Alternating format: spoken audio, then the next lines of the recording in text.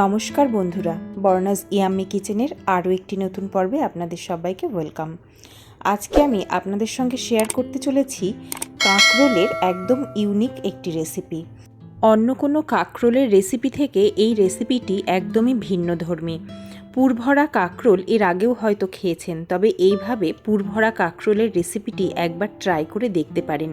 বাড়ির বাচ্চা থেকে বড় সকলেই কিন্তু ভীষণ আনন্দ করে এই রান্নাটি উপভোগ করে খাবে। এটি খেতে ভীষণ সুস্বাদু হয়, আর এটা গরম গরম ডাল ভাতের সঙ্গেও পরিবেশন করা যায়, অথবা সন্ধেবেলায় শুধু মুখেও খাওয়া যেতে পারে। চলুন রেসিপিটি শেয়ার করে নিই। কাঁকরোলের এই পুরভরা রেসিপিটি তৈরি করার জন্য প্রথমেই প্রয়োজন একদম কচি কচি কাঁকরোল। এখন কাঁকরোল প্রচুর পরিমাণে বাজারে পাওয়া যাচ্ছে, তাই কচি কচি কাঁকরোল আপনারা নিয়ে নেবেন। আমি এখানে আমার প্রয়োজন মতন কিছু কাঁকরোল আমি নিয়ে নিয়েছি, তবে অবশ্যই কাঁকরোলগুলো যেন পাকা না হয়, তাহলে এটার টেস্ট খুব একটা ভালো লাগবে না। এখন কাঁকরোলের স্কিনটা আমি ছুরির সাহায্যে এইভাবে চেঁচে নেব, তাহলে কাঁকরোলের স্কিনটা পরিষ্কার হয়ে যাবে। এইভাবে প্রত্যেকটা কাঁকরোল আমি স্কিনটা ফেলে দেব, তারপর ছুরির সাহায্যে বোটাটাও কেটে বাদ দেব, আর নিচের অংশটুকু কেটে বাদ দিয়ে দেব। তারপর ছুরির সাহায্যে দু টুকরো করে আমি কেটে নেব। আপনারা চাইলে বটি দিয়েও কেটে নিতে পারেন। এইভাবে দুটো টুকরো করে নেব। প্রত্যেকটা কাঁকরোলই আমি এরকম দুটো করে পিস করে নেব। সবকটা কাঁকরোল আমার একই রকমভাবে পরিষ্কার করে কেটে নেওয়া হয়ে গেছে, এবং কাটার পরে আমি খুব ভালো করে ধুয়ে নিয়েছি।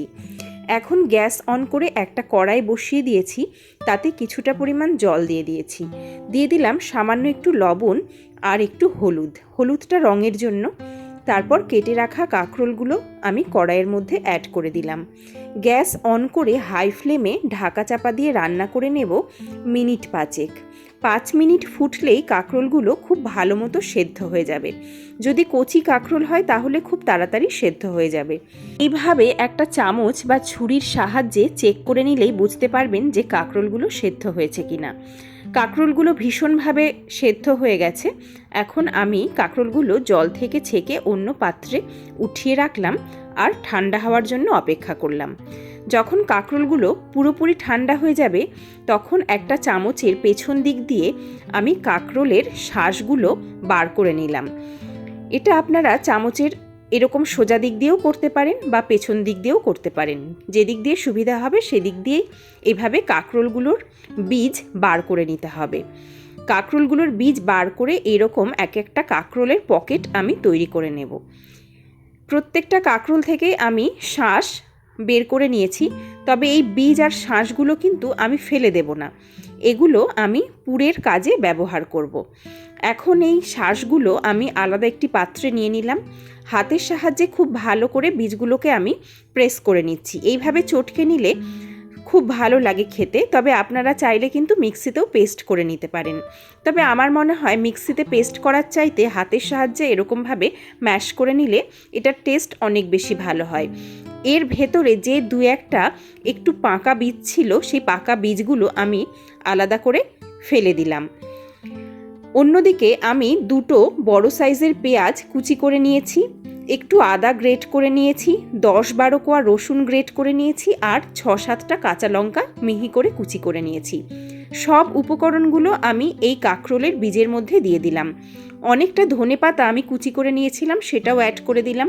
দিয়ে দিলাম কিছুটা পরিমাণ ধনের গুঁড়ো, কাশ্মীরি লঙ্কার গুঁড়ো, হলুদ গুঁড়ো, আর 2 টেবিল চামচ পরিমাণ ছাতু, 2 টেবিল চামচ পরিমাণ কর্নফ্লাওয়ার, আর দিয়ে দিলাম গোলমরিচের গুঁড়ো, সামান্য একটু সর্ষের তেল। এখন সমস্ত উপকরণ খুব ভালো করে মেখে নিতে হবে। ছাতুটা দিলে এর টেস্টটা কিন্তু দুর্দান্ত হয়।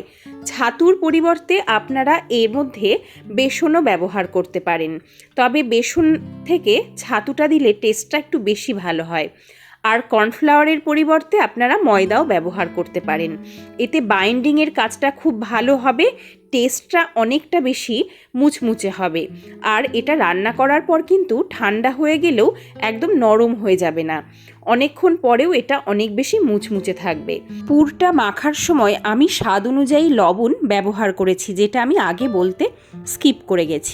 এখন এই পুরটা হাতের সাহায্যে একটু করে গোল্লা পাকিয়ে দেখলেই বুঝতে পারবেন যে পুরটা পারফেক্ট কিনা। এক একটা ছোট ছোট গোল করে এক একটা কাঁকরোলের পকেটের মধ্যে এরকমভাবে ভরে দিতে হবে। খুব বেশি উঁচু করার দরকার নেই, একটু উঁচু উঁচু রেখে প্রত্যেকটা কাঁকরোলের মধ্যে পুরগুলো সমান ভাগে ভাগ করে ঠিক করে ভরে নিতে হবে। একটু কম বেশি হলে কোনো অসুবিধা নেই। সবকটা কাঁকরোলে আমার পুর ভরা হয়ে গেছে। সমস্ত পুরটাই আমি যে কটা কাঁকরোল সেদ্ধ করেছিলাম তার মধ্যে সমান ভাগে ভাগ করে ভরে নিয়েছি। এখন এগুলোকে ভেজে নেবার পালা। গ্যাস অন করে কড়াই বসিয়ে দিয়ে কড়াইতে দিয়ে দিয়েছি বেশ খানিকটা পরিমাণ সর্ষের তেল। তবে আপনারা এটা সাদা তেলেও করতে পারেন, কিন্তু সর্ষের তেলে করলে এর স্বাদটা দুর্দান্ত হয়। তেল খুব ভালো করে গরম করে নেব। তারপর গ্যাসের ফ্লেমটা একটু কমিয়ে দিয়ে এক একটা করে কাঁকরোল এরকম উল্টে উল্টে তেলের মধ্যে ছেড়ে দেব। যে দিকটায় পুর ভরা আছে সেই দিকটা যেন নিচের দিকে থাকে, তাহলে পুরটা একদম সেট হয়ে যাবে। প্রথমে হাই ফ্লেমে 1 মিনিট ভেজে নেব, তারপর গ্যাসের ফ্লেম কমিয়ে দিয়ে 2 থেকে 3 মিনিট ভেজে নিতে হবে।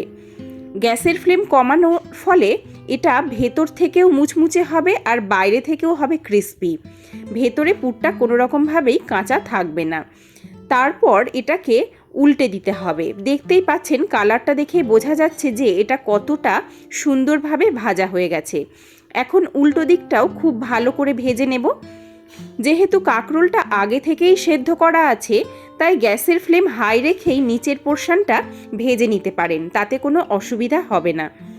এই পর্যায়ে আমি গ্যাসের ফ্লেম হাই রেখে নিচের দিকটা লাল হওয়া পর্যন্ত অপেক্ষা করব। তারপর যখন লাল হবে তখন আরও একবার প্রত্যেকটা কাঁকরোল উল্টে দেব। উল্টে দিয়ে দেখে নেব যে দুটো পিঠই ঠিকঠাক ভাজা হয়েছে কিনা।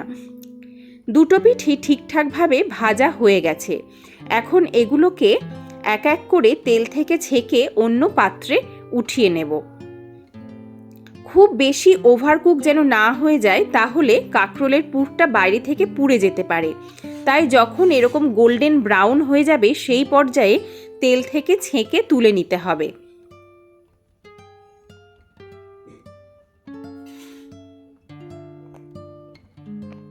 এখন কাঁকরোলগুলো তেল ঝরিয়ে ভালো করে অন্য পাত্রে উঠিয়ে নেব। দেখতেই পাচ্ছেন কতটা লোভনীয় দেখতে হয়েছে। এর টেস্ট কিন্তু দুর্দান্ত হয়। আপনারা এইভাবে কাঁকরোলের এই রেসিপিটি একবার অবশ্যই বানিয়ে দেখতে পারেন, সবার খুব ভালো লাগবে।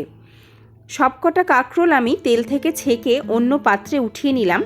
এইভাবে খুন্তির সাহায্যে তুললে ভালো করে তেলটা প্রেস করে বার করে দেওয়া সুবিধা হচ্ছে, তাই আমি খুন্তির সাহায্যে তেলটা প্রেস করে বার করে দিচ্ছি।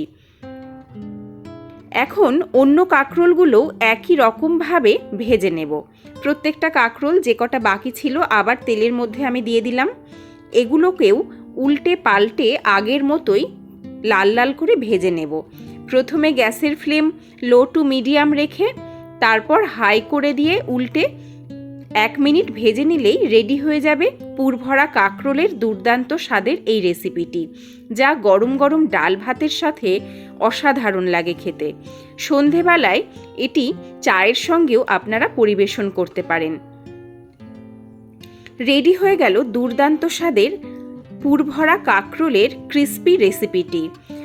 আমার চ্যানেল এখনও না সাবস্ক্রাইব করা থাকলে চ্যানেলটা সাবস্ক্রাইব করার অনুরোধ রইল। আমি বর্ণা, আপনারা দেখছিলেন বর্ণাজ ইয়াম্মি কিচেন। আমার এই নিত্য নতুন রেসিপির ভিডিওগুলো যদি ভালো লাগে ভিডিওতে লাইক, কমেন্ট, শেয়ারের অনুরোধ রইল। সবাই ভালো থাকবেন, সবাই সুস্থ থাকবেন। আজ এখানেই শেষ করছি। আবার দেখা হবে নতুন কোনো রেসিপি নিয়ে অন্য কোনো এপিসোডে। ধন্যবাদ।